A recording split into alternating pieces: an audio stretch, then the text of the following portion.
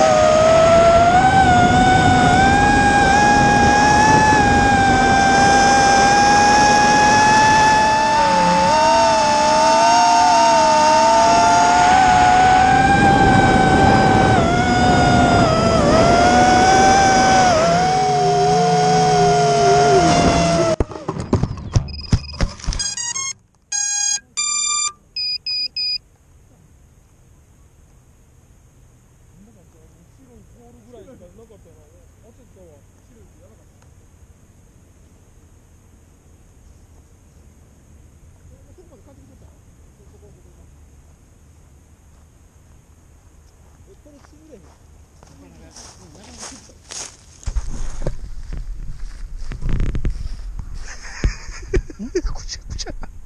これこんなんでした。あれ頭から落ちてるはずやねんけどな。結構ここらいってるけど、やっぱりこれガードあるから。ガードあるから。ああ。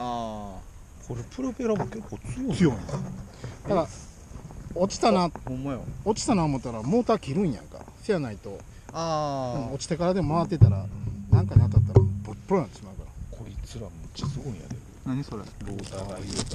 チームがあるけどな。そのドローン。アンドレア・ジャイアントみたいなおんねやんか、おんないけど。これやな。ブザーつけて。どこ行ってもらえるように。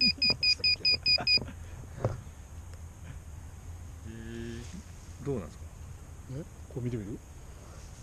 あ、見ててもうてみ、すごいから。多分さっき一瞬最後落ちた時コントロール効かへんなったからなんかおかしかったんかもし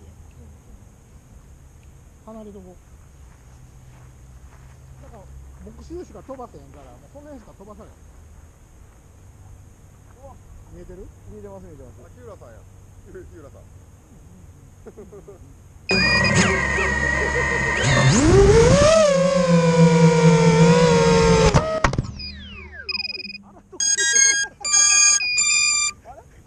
あ、もうバッテリーなかったかもしれんな。あ、充電っすか。あ、ないわ。よかったっすね。これ、今日多分どっちなるけど。